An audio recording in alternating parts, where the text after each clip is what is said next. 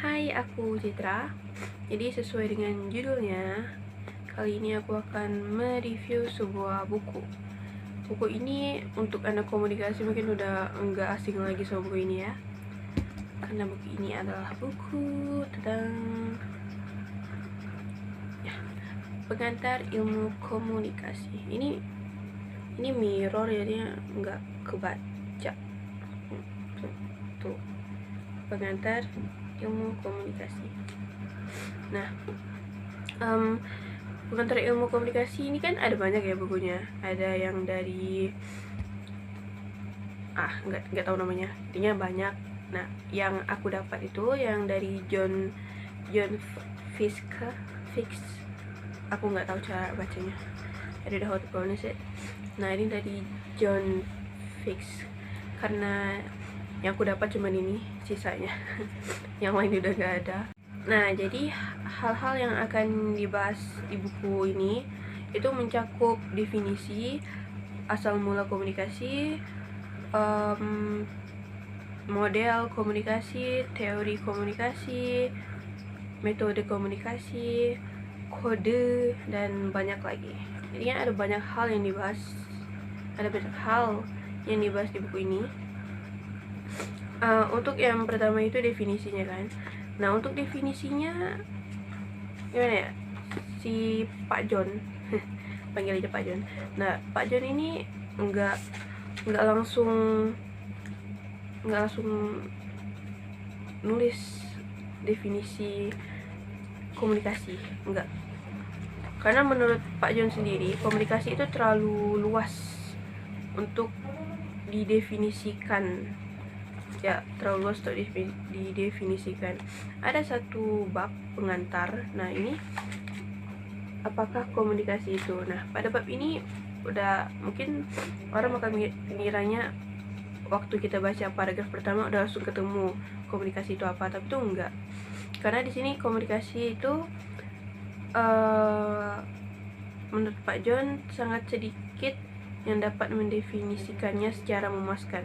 Ya, kayak terlalu luas untuk didefinisikannya komunikasi itu. Karena komunikasi memiliki variasi definisi yang tidak terhingga.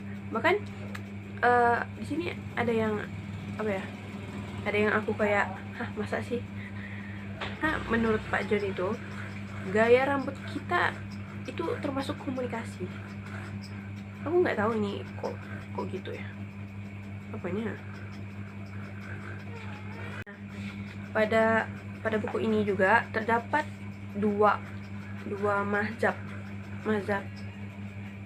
golongan ya.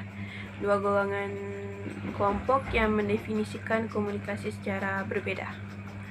Pertama itu ada mazhab proses dan mazhab semiotik.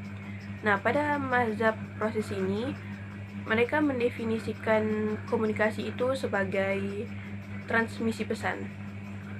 Dan untuk mazhab yang kedua, mazhab semiotik, mereka mendefinisikan komunikasi sebagai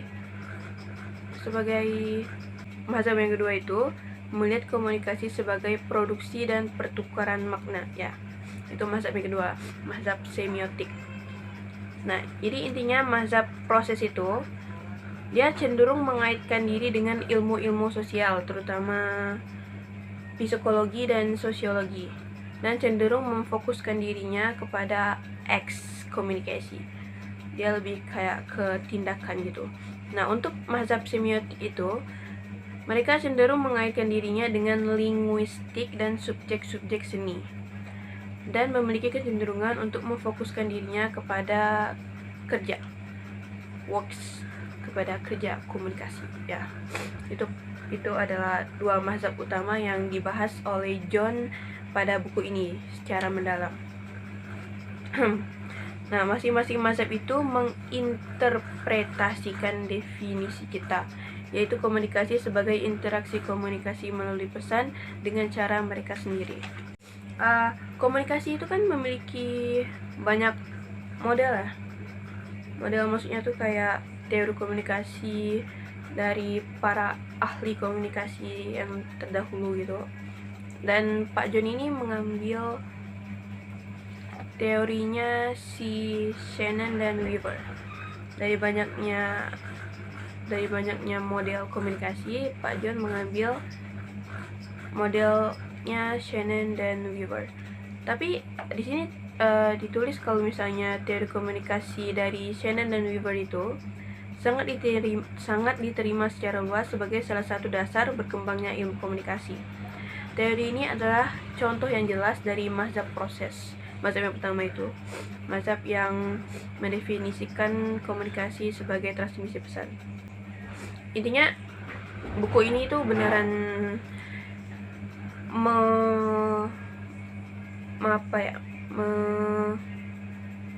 memperdalam komunikasi. Intinya benar-benar menggali komunikasi secara luas, secara intinya sampai ke dalam-dalamnya gitu. Jadi kalau kamu tertarik dengan komunikasi, kalau kamu kepo dengan komunikasi, aku nyaranin buku ini kok, dari John Fix ini. Cuman menurut aku buku ini tuh pemilihan katanya, ya aku kurang suka dengan pemilihan katanya karena terlalu rumit untuk dipahami,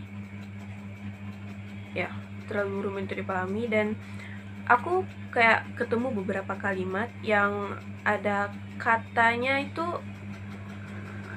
nggak nyambung. Ya, katanya itu nggak nyambung, kayak pemborosan kata aja sih gitu.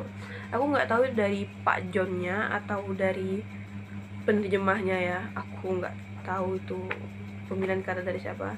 Intinya buku yang ini yang aku baca ini, ya pemilihan katanya sedikit agak susah untuk dipahami. Tapi buku-buku ini emang susah untuk dipahami gak sih? Iya ya. Dan overall ya, rating aku untuk buku ini, ada kasih ratingnya dong. Rating aku untuk buku ini adalah 3,5 per 5. Enggak jelek-jelek amat, enggak bagus-bagus amat. Ya itu karena susah untuk dipahami itu loh. Nah jadi ini rating aku ya. Dan aku mau bahas covernya. Ini covernya. Nah dia tuh apa ya? Actually I like the cover. Like it's so simple.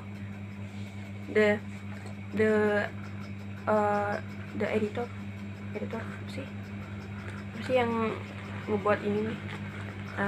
Nah intinya mereka nggak put a lot of things on it, like just simple things. And the phone, it's cute. The color, I like it. Yeah, I like the cover. Dan untuk font dalamnya ya lumayan lah, walaupun menurut aku agak besar ya, agak besar menurut aku. Dan ya itulah review buku dari aku. Dan oke, terima kasih untuk yang telah menonton. Terima kasih karena